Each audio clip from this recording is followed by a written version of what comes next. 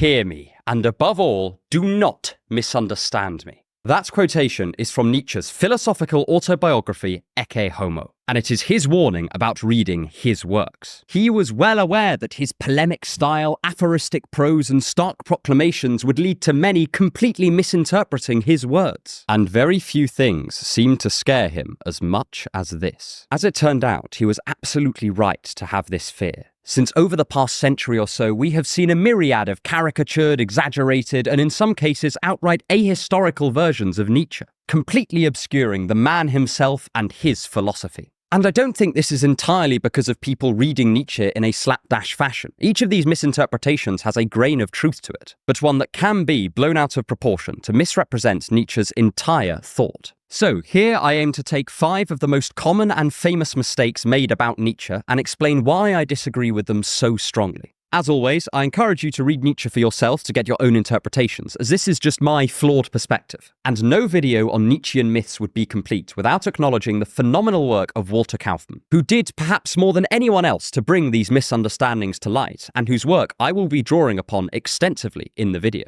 But with that out of the way, let's get stuck in. 1. Nietzsche, the fascist. This is perhaps the most infamous misinterpretation of Nietzsche, and it stems from the kidnapping of his work by his sister, Elisabeth Förster. Upon Nietzsche's death, Elisabeth immediately seized upon her brother's legacy and took her place as chief interpreter of his works. She was a virulent anti-Semite and later a supporter of Hitler, and would release selectively edited editions of Nietzsche's notes to imply that her brother would have supported a race-based German nationalism, while carefully concealing anything that suggested Nietzsche might have a different outlook on life or politics. As a result, a series of interpretations emerged in the early 20th century which would use selective quotations of Nietzsche to suggest that he was a proto-Nazi, or that he subscribed to a biologically determined master race. And it is unsurprising that some have interpreted Nietzsche's core concepts in this ugly direction. If you just hear the term Übermensch or master morality, it can start to sound fascist, or at the very least authoritarian. It is also true that Nietzsche was not an egalitarian. He believed some people were better than others, placing individuals like Goethe or Napoleon far above you or me.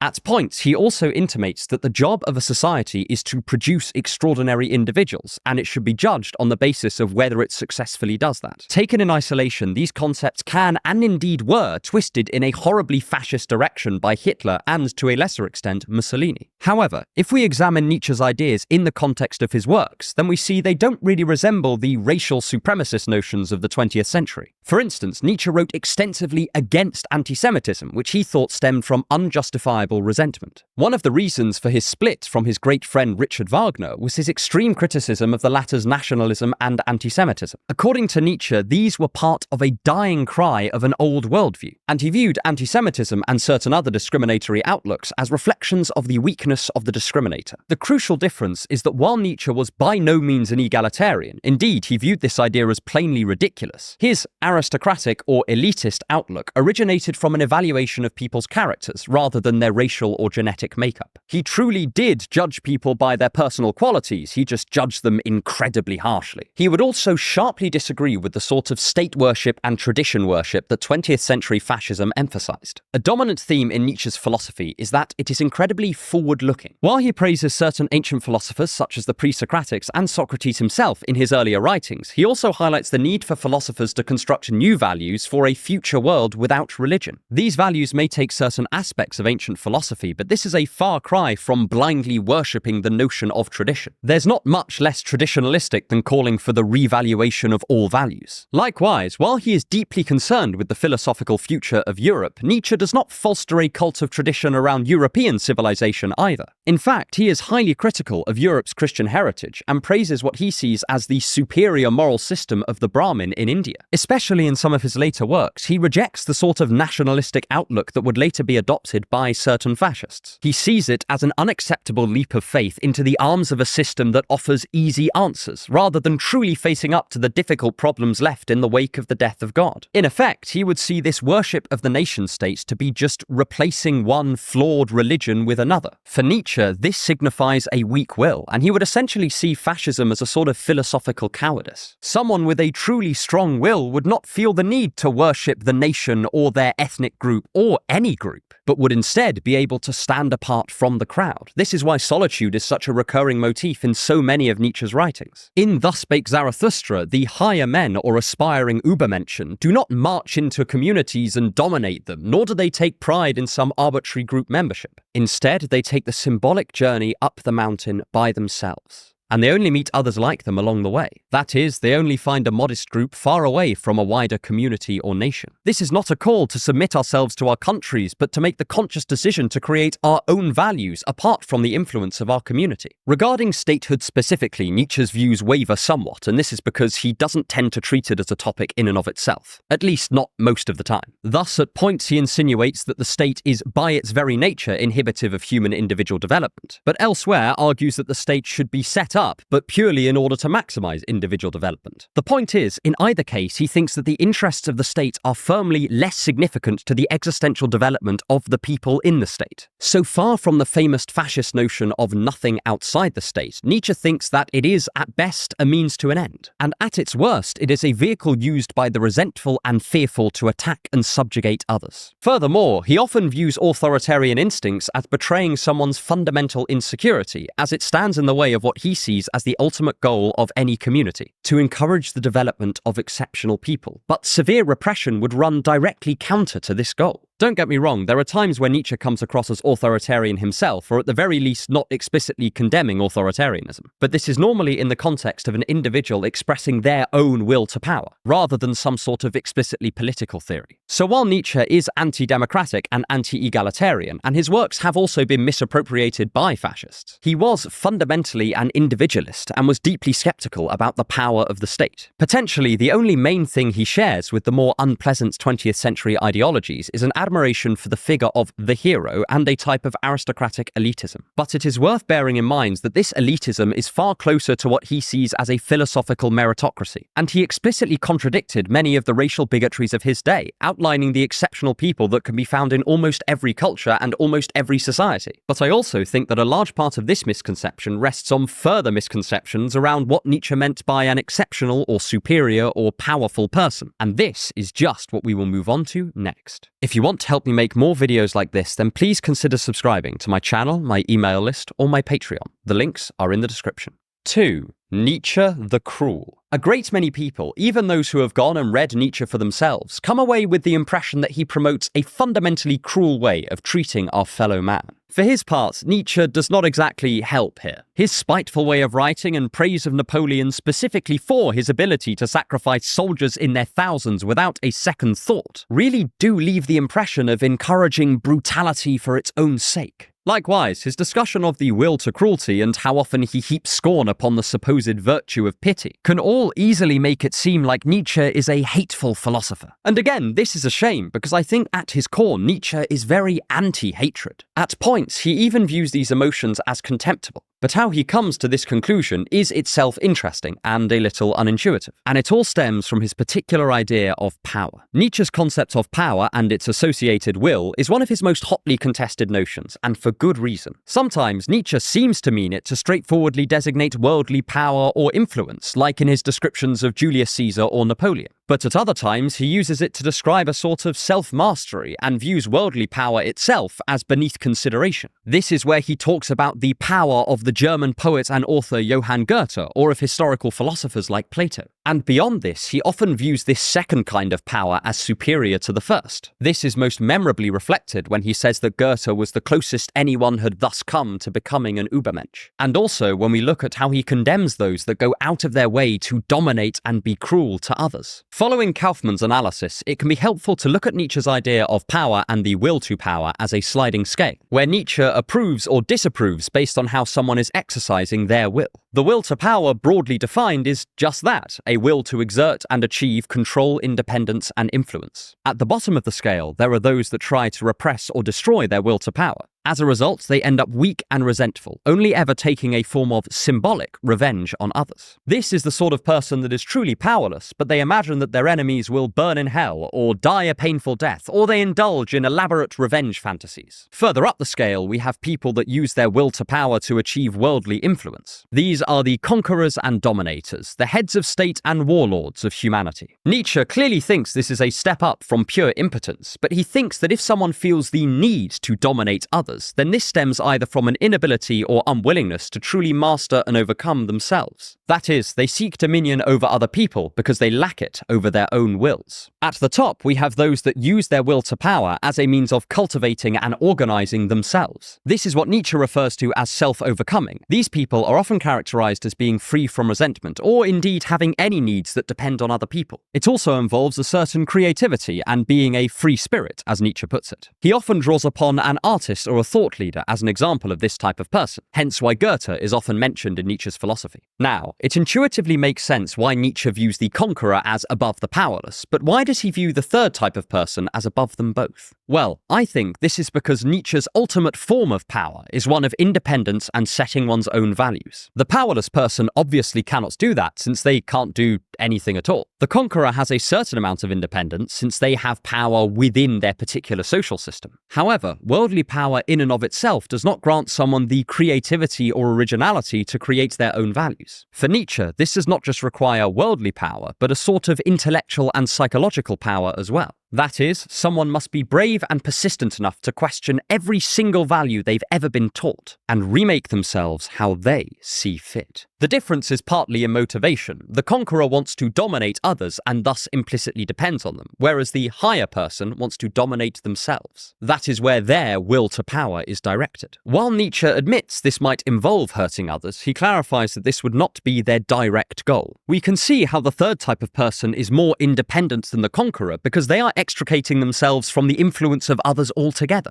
They are importantly different from the powerless person because it is not that they could not dominate others, it's that they simply don't feel the need to. A bit like how most adults would not find it necessary to demonstrate their strength in the face of a small child. It seems like for Nietzsche, the conqueror is still in the thrall of other people because their will is influenced by the need to dominate them as opposed to rising above them entirely. To bring this rather abstract idea down to earth, it's a little bit like the insecurity you see in a secondary school bully. The very need they have to brutalize others stems from some lack they have inside. Thus, they are less independent and less individual than the person that does not want to bully anyone. In fact, Nietzsche often says, or at the very least implies, that when someone is truly a master of themselves and has thus achieved power, they have a kind of natural magnanimity. They feel love for their fellow human being because they don't feel under threat or fearful. Hence why Nietzsche highlights Zarathustra's love for mankind and how generosity ends up as a central virtue for him. He just thought that this generosity had to emanate from a stance of power, rather from fear of others or a wish to ingratiate yourself with a social group. It is the difference between someone who gives a gift simply because they want to, and someone who gives it with an ulterior motive to be liked or accepted. Most people view the first as purer and in some sense more genuine than the latter, and they certainly come across as more individual or powerful. Similarly, Nietzsche despises a lot of pity because he views it as undermining someone's own agency. For him, it does not encourage someone to become more powerful, which for him is the route to human fulfillment. It instead entices them to embrace their pitiful state and creates a sort of perverse reward for it. Sometimes he even paints pity as a weak, slightly perverse form of dominance, where those slightly higher on the totem pole of power encourage others to stay in their place by poisoning them with pity. So it is not that Nietzsche hated kindness, he just saw pity itself as fundamentally unkind. Whether or not we agree with him is another matter entirely. For him, true aid would come from the powerful and would mostly consist of help in allowing someone to eventually achieve self-overcoming.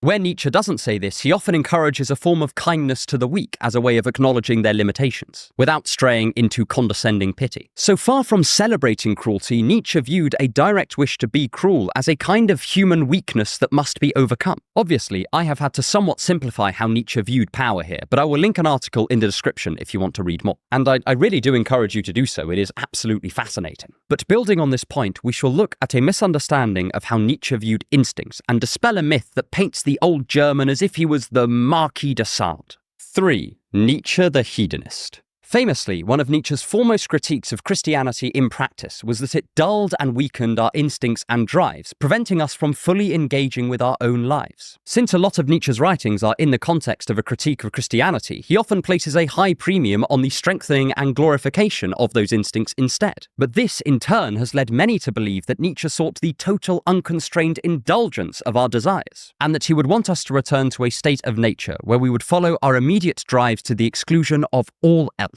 But like many others, I think this view would be a mistake. Nietzsche does encourage the control of our desires and instincts, but he thinks there is a fine line between self-control and self-castration. Scattered throughout his works are various condemnations of those who merely follow their own instincts without any organization to their will. The figure of the last man in Thus Spake Zarathustra is painted as someone pursuing temporary comfort and avoiding any short-term challenge, because they do not have control over their already weak desires. Likewise, in some of his notes, Nietzsche talks about passionate but uncontrolled youths who are obsessed with hedonistic pleasure without regard for anything else. He particularly targets Paris for this. I don't know Paris very well, but if you do, let me know if that's true. Here we see a group of people with stronger instincts and desires than the last man, but who are condemned for not having organized those instincts with any thought or precision. It is clear Nietzsche does not look highly upon this way of living either. Essentially, Nietzsche wants strong instincts that are sublimated to an organized will. So he wants someone that is full of passion and vigor, but who is nonetheless self-disciplined with emphasis on the self. So not just disciplined in the sense that we use it today, but meaning all pointing in one direction under the control of the will. For instance, in Beyond Good and Evil, he talks about the noble person who is able to wrest supreme control over their own mind, saying, "To live in a vast and proud tranquility, always beyond, to have or not to have one's emotions, one's for and against, according to choice." The key term here is choice. While Nietzsche is often skeptical of libertarian free will, as in the ability to do otherwise, he often talks about the relative organization or disorganization of the will. That is, the ability of the mind to exert control over itself. But he distinguishes this control very sharply from the weakening of the passions. We can think of it like two dimensions. We have the strength of will and the control or organization of the will.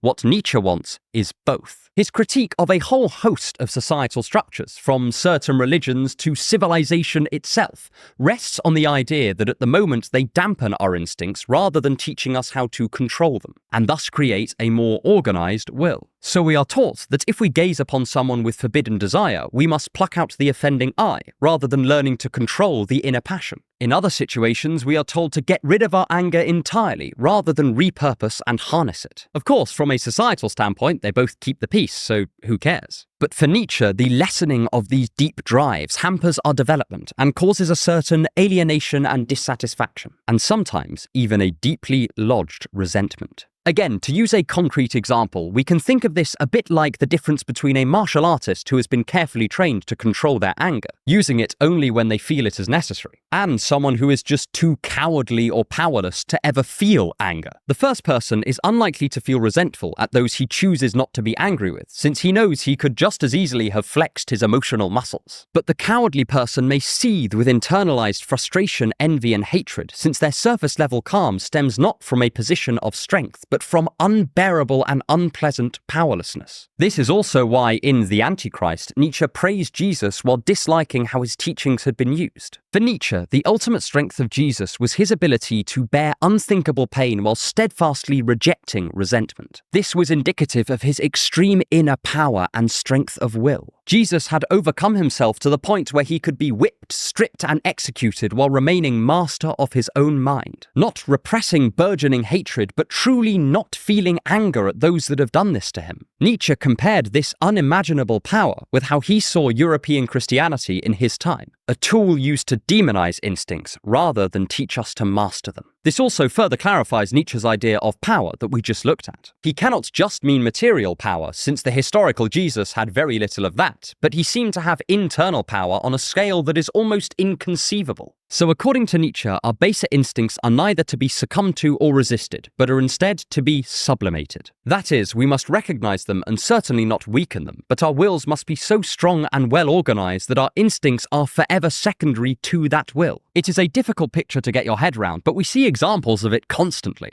We all recognize there is a stark difference between someone who is too scared to stand up for themselves and someone who is simply unaffected by insults. Nietzsche is examining differences like this and highlighting why the first person is likely to be unfulfilled, passive, and never realize their potential, whereas the second is manifesting an admirable sort of power, control, and independence. They are taking an aristocratic stance, to draw on Nietzsche's own terminology. I love this part of Nietzsche's philosophy because it is one of his most useful insights, and we can all bear this in mind when we approach our own psyches. But next, I want to look at one of the most profound misunderstandings of Nietzsche, which turns the philosopher into a mouthpiece for the very thing he hated most. 4. Nietzsche the nihilist.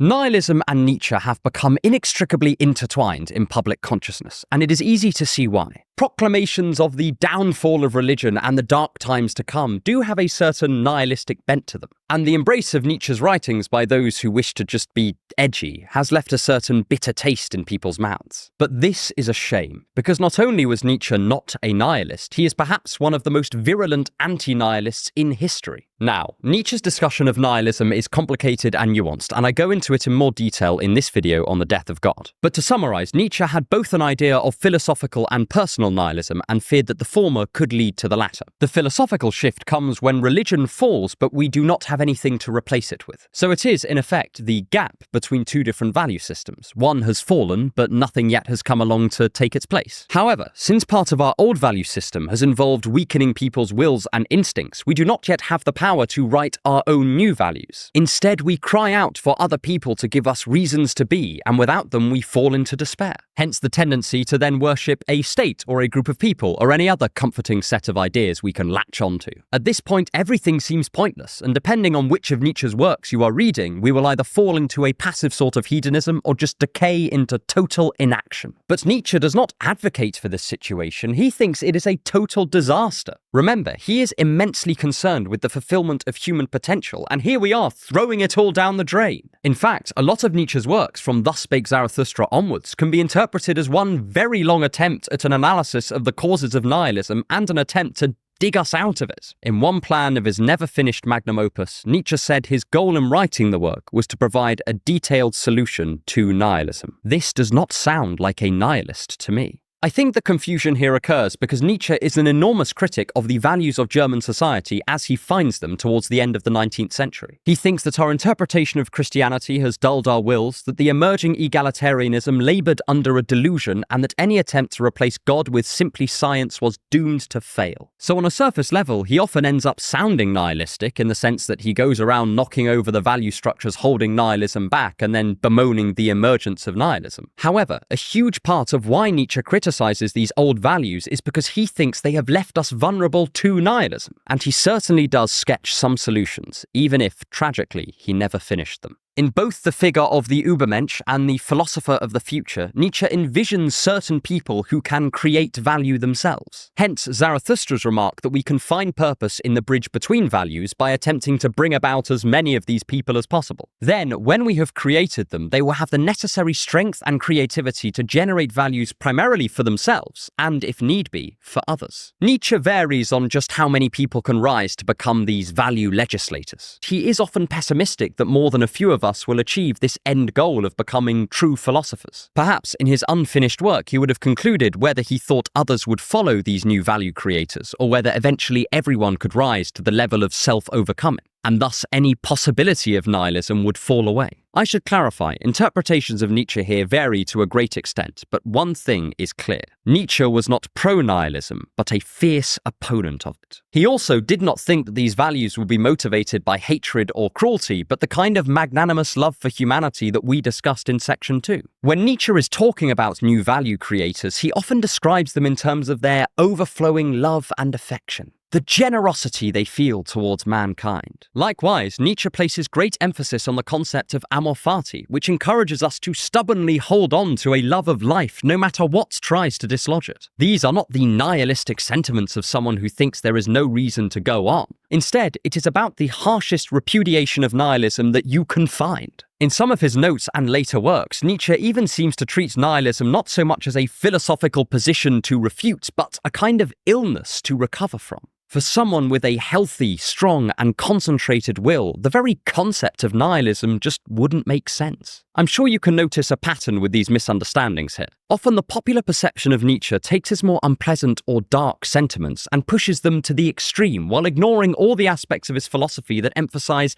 love, passion, self-control, and generosity. But I want to caveat by saying we must not immediately leap to the other extreme and begin crafting a sort of fluffy bunny version of Nietzsche either. We should be wary of thinking that he just agreed with our more mundane ethical systems but used a lot of flowery language and polemical prose. The fact is, Nietzsche is a nuanced, original, and highly sophisticated thinker that is worth your time. And in criticizing our final myth, I want to highlight just that. 5. Nietzsche the incoherent. With all these misunderstandings of Nietzsche's philosophy, it is very easy to throw up our hands and say, well, clearly he is just full of contradictions and barely worth listening to. But I think this too would be a mistake. Often Nietzsche's ideas are unintuitive, and they do develop and change over time, and there are a variety of plausible interpretations of him. But that does not mean that he is outright incoherent. It is rather that he is very easy to misunderstand, and he himself recognized this. But there are still definite reasons to read Nietzsche, and I think we can learn to do this without falling into some of his more common myths. First, we should pay very careful attention to the context in which Nietzsche makes his claims. A lot of his work is structured in aphorisms, that is, short trains of thought that are quippy or witty in nature. However, this does not mean that the strings of aphorisms are totally unrelated to one another. A series of successive aphorisms are often concerned with a similar theme, and at the very least it is worth bearing in mind this possibility when we are interpreting him. Secondly, it can be very helpful to read some academic Nietzsche literature when you are navigating his work. This is because some of Nietzsche's ideas only come into focus when we step back from individual texts and look at the through lines a concept has in his entire corpus. And looking at an academic commentary is a quick way of consulting an expert. For instance, whereas in some works Nietzsche's use of power strays remarkably close to his use of force, at other moments it is used very differently, and this makes it clear that for Nietzsche, power refers just as much to something internal as something external, and arguably even more so. As I've mentioned a number of times, Walter Kaufmann's work is a fantastic place to start here, and I would specifically recommend his landmark text, Nietzsche, Philosopher, Psychologist, Antichrist. Thirdly, I would encourage you not to take videos like this one, or my other Nietzsche videos, or any other popular resource examining Nietzsche as a summation of his entire worldview. I try to be pretty open about my epistemic limitations and how none of my videos are providing a full picture, but there are many online who claim to have deep and total insight into the definitive Nietzsche, and I would encourage some skepticism of anyone who pitches themselves quite like this. Because of his writing style and the way he experiments and plays with ideas, it's very easy to string together a series of disconnected Nietzsche quotes and make it seem like he argued for something totally antithetical to his approach. Sometimes this can be done without even meaning to.